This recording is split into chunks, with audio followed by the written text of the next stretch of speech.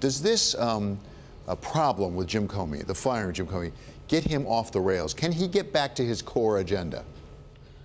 I think that if you stepped out of the 24-hour news cycle world, I'm not sure he's been put off the rails. I'm not sure this gets him off of his agenda.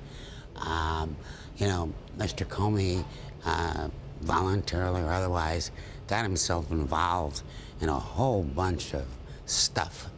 And so he was a wounded animal to begin with.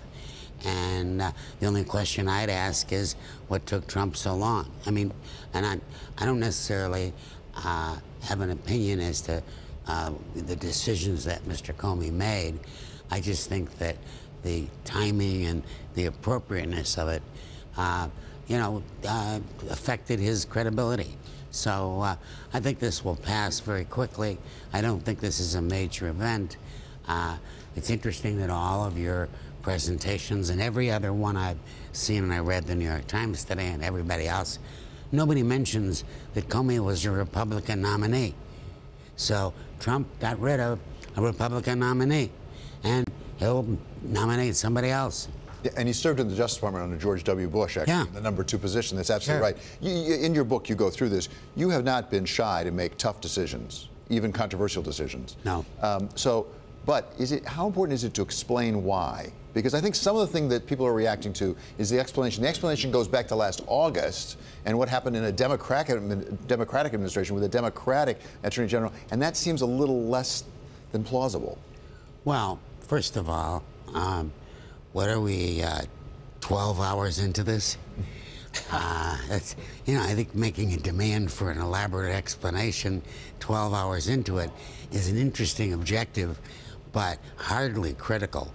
I think that everybody will get their pants relaxed and try to adjust to what's going on and stop trying to turn it into World War III. Okay, so let's go back to the agenda, and let's assume it's not off the rails, as you say.